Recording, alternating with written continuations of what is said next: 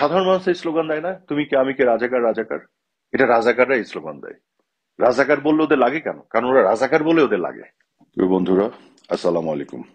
আপনারা দেখেছেন যে কিছুদিন আগেই জুলাইয়ের 18 তারিখে শুক্রবার দিন জুমার নামাজের পরে একদল মুসল্লি বায়তুল মোকাররম থেকে বের হয়ে এসে তারা মিছিল করেছে এবং স্লোগান দিয়েছে, তুমি কে আমি কে, জঙ্গি জঙ্গি।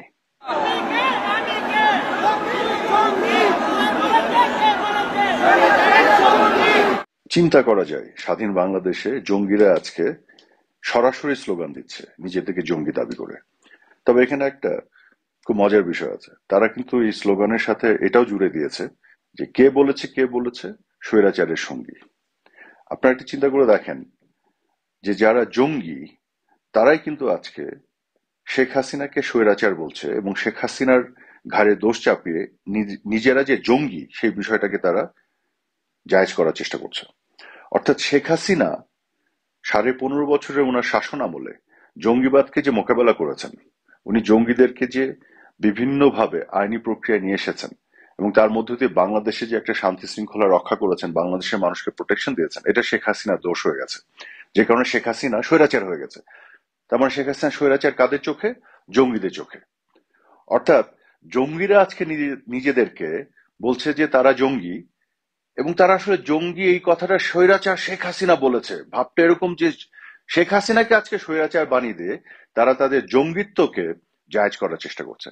ঠিক যেমন ভাবে রাজাকাররা বা রাজাকারের আদর্শে উদ্বুদ্ধ আমাদের ইয়াং জেনারেশনের যে অংশটা নিজেদেরকে রাজাকার দাবি করেছিল, তুমি কে আমি কে রাজাকার রাজাকার। তারপরে কে বলেছে স্বৈরাচার স্বৈরাচার। অর্থাৎ শেখ হাসিনার যে অবস্থান রাজাকারদের বিরুদ্ধে, শেখ হাসিনার যে অবস্থান যুদ্ধাপরাধীদের বিরুদ্ধে, শেখ হাসিনার যে অবস্থান যুদ্ধাপরাধের এবং যুদ্ধাপরাধীদের বিচারের পক্ষে, শেখ হাসিনার এই অবস্থানটাই শেখ হাসিনাকে এই যুদ্ধাপরাধী রাজাকার এবং পাকিস্তানি যে প্রেতাত্মা তাদের চোখে স্বৈরাচার বানিয়েছে। শেখ হাসিনার যে অবস্থান, কঠোর অবস্থান জঙ্গিদের বিপক্ষে এবং জঙ্গিদের যে কঠোর হস্তে শেখ হাসিনা দমন করেছিলেন, সেইটাই তার সেই অবস্থানই জঙ্গিদের চোখে শেখ হাসিনাকে স্বৈরাচার বানিয়ে দিয়েছে। যে কারণে বাংলাদেশের রাজাকার এবং পাকিস্তানি প্রেতাত্মারা স্লোগান দিয়েছে যে তুমি কে আমি কে রাজাকার রাজাকার। কে বলেছে তাদের চোখে শেখ হাসিনা স্বৈরাচার। কেন? কারণ শেখ হাসিনা অবস্থান রাজাকারদের বিরুদ্ধে। আজকে জঙ্গিরা বলছে তুমি কে আমি কে জঙ্গি জঙ্গি। কে বলেছে স্বৈরাচারের সঙ্গী। অর্থাৎ শেখ হাসিনা এই জঙ্গিদের চোখে স্বৈরাচার, সে তাদেরকে জঙ্গি বলেছে, জঙ্গি হিসেবে তাদেরকে জঙ্গিদেরকে কঠোর হস্তে দমন করেছে। এটাই শেখ হাসিনা দোষ হয়ে গেছে। কাজে এই যে স্লোগানগুলো, এগুলোর মধ্যে কিন্তু অন্তর্নিহিত তাৎপর্য আছে। বাংলাদেশের সাধারণ মানুষ যারা জঙ্গিবাদের বিপক্ষে, জঙ্গিদের বিপক্ষে, বাংলাদেশের সাধারণ মানুষ যারা রাজাকারদের বিপক্ষে, যারা যুদ্ধাপরাধীদের বিপক্ষে, যারা বাংলাদেশের পক্ষে, সেই মানুষগুলোকেও কিন্তু এরা বিভ্রান্ত করেছে। কি কারণে বিভ্রান্ত করেছে? তারা দেখাতে চেয়েছে, প্রতিষ্ঠিত করার চেষ্টা করেছে বিভিন্ন অপপ্রচারের মাধ্যমে এই জঙ্গি এবং রাজাকার গোষ্ঠী কিন্তু এক, যে তাদের চোখে শেখ হাসিনা স্বৈরাচার তারা বানাতে চেয়েছে এবং সাধারণ মানুষের মধ্যে একাংশকে তারা বিভ্রান্ত করার চেষ্টা করেছে।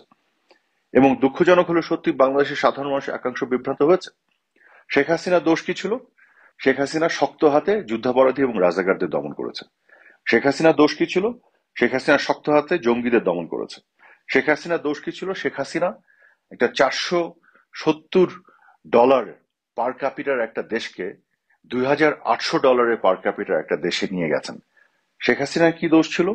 $93 বিলিয়ন যে ইকোনমির দেশকে $468 বিলিয়ন ইকোনমিতে উনি নিয়ে গিয়েছিলেন। শেখ হাসিনার দোষ কি ছিল? শেখ হাসিনা ম্যাসিভ ইনফ্রাস্ট্রাকচার বা অবকাঠামো যে ডেভেলপমেন্ট গোটা বাংলাদেশে করেছে। যে দেশে 2 লেনের বেশি রাস্তা ছিল না, সে দেশে উনি 6 থেকে 8 লেনের রাস্তা বানিয়েছেন।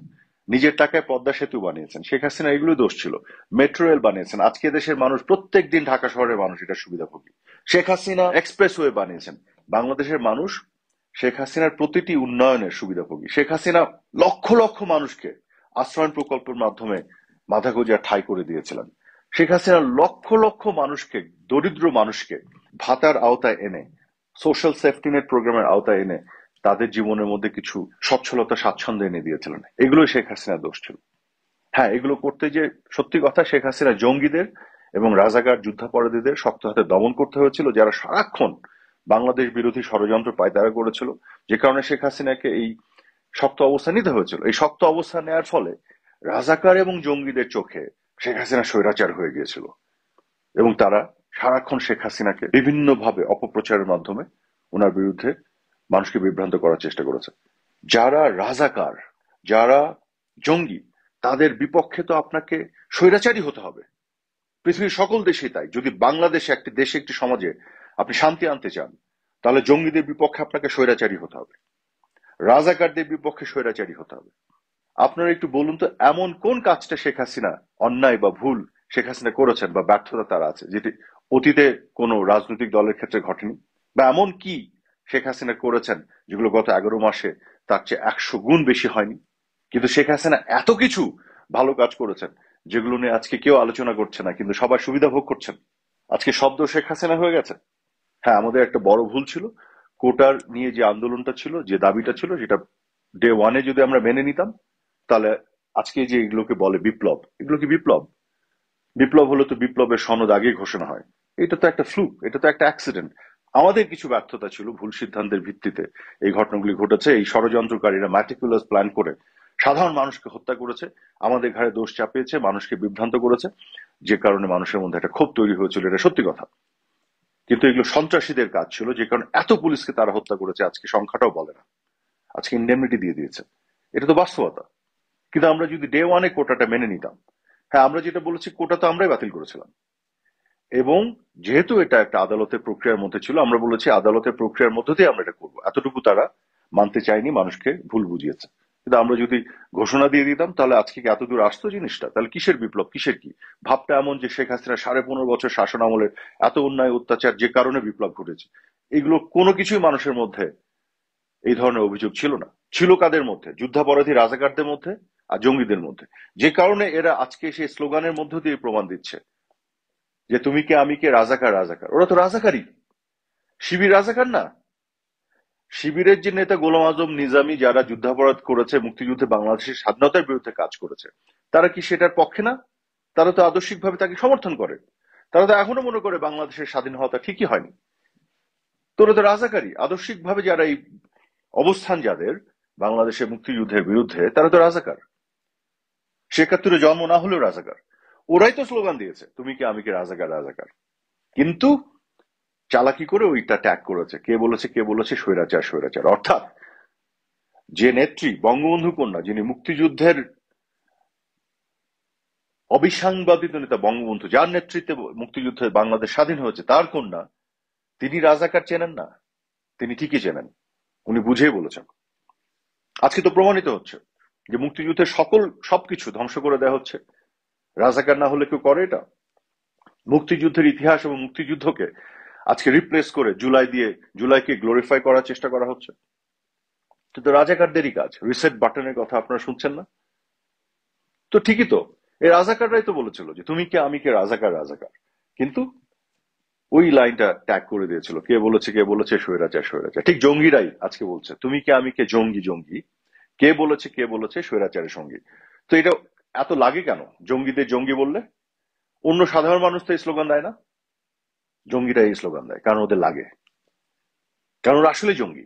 সাধারণ মানুষ এই স্লোগান দেয় না, তুমি কে আমি কে, রাজাকার রাজাকার। এটা রাজাকাররা এই স্লোগান দেয়। রাজাকার বললে ওদের লাগে কেন? কারণ ওরা রাজাকার বলে ওদের লাগে। খেয়াল করে দেখবেন, রাজাকার বা রাজাকার শাবক বললে যাদের পিত্তি জ্বলে ওঠে, টেলিভিশনে জ্বলে ওঠে, এসে আপনাকে গালাগালি করে, কেন করে? কারণ ওদের লাগে। ওরাই রাজাকার, রাজাকারের আদর্শিক পুত্র, এরা শাবকেরা, তাদের লাগে। যারা রাজাকার না, মুক্তিযুদ্ধকে যারা ধারণ করে, তাদের কিন্তু এটা লাগে না। এটা কিন্তু পরিষ্কার। কাজেই গত 11 মাসে অনেক কিছু পরিষ্কার হয়েছে, আগামী দিনে আরো পরিষ্কার হবে শেখ হাসিনা কোথায় কোথায় সঠিক ছিলেন। যা যা বলেছিলেন সত্য কথা বলেছেন। আজকে হারে হারে টের পাচ্ছেন না? উনি বলেছিলেন না যে সাম্রাজ্যবাদী পাশ্চাত্য দেশগুলো ওনাকে যে শর্ত দিচ্ছে, ওনার কাছে যেগুলো চাচ্ছে, সেন্ট মার্টিন চাচ্ছে, ওনার কাছে বাংলাদেশে বঙ্গোপসাগরের যে আমাদের যে তেলের যে ব্লকগুলি আছে, এগুলো চাচ্ছে, সেগুলো উনি যদি কম্প্রোমাইজ করতেন, শেখ হাসিনাকে সারা জীবন উনি ক্ষমতায় থাকতেন। উনি কম্প্রোমাইজ করেননি দেশের স্বার্থে। এগুলো তো এখন বেরোচ্ছে না, দেখেন না, দেশটাকে তুলে দিচ্ছে। জাতিসংঘের এই যে মানবাধিকার কি কমিশনের অফিস খুলছে, হ্যাঁ, সেন্ট মার্টিনে আজকে যেতে পারেন আপনারা? আমাদের বন্দরকে তুলে দিচ্ছে অন্য দেশের হাতে, মানবিক করিডোরের নামে শেষ করে দেশটাকে বিক্রি করে দিবে কিন্তু। এইগুলো তো শেখ হাসিনা বলেছিল, আজকে প্রমাণিত হচ্ছে না? এটা কিন্তু টের পাবেন আপনারা আর কিছুদিন পরে বাংলাদেশের মানুষ, কিন্তু অনেক বিশাল কস্টের বিনিময়ে অনেক বড় কস্ট পে করতে হবে এটার জন্য। তারপরে টের পাবেন, তখন মানে রিগ্রেট করে আর সীমা পরিসীমা থাকবে না। যাই হোক, আমি এই বিষয়গুলো নিয়ে আরো কিছু বক্তব্য আমার তুলে ধরবো আপনাদেরকে। অনেক কিছু পরিষ্কার হচ্ছে যেহেতু, এখন কথাগুলি শুনলে আপনাদের অনেকের মাথায় ঢুকবে। কিছুদিন আগে বললে অনেকে মাথায় এত গরম হয়েছিল যে মাথায় ঢুকছিল না। অনেক সত্য কথা, সঠিক কথা ওই জুলাই আগস্টে বলেছিলাম 2024-এ, কিন্তু এগুলো মাথায় অনেকে ঢোকে নেই, কারণ মাথা গরম হয়েছিল, বিভ্রান্ত হয়েছিল, কুসংস্কার আচ্ছন্ন হয়েছিল। এখন যখন আস্তে আস্তে সবকিছু খুলবে, পরিষ্কার হবে, তখন অনেক কথাই মাথায় ঢুকবে। এই জন্য ধীরে ধীরে এগুলো বলবো। ধন্যবাদ আপনাদের সবাইকে।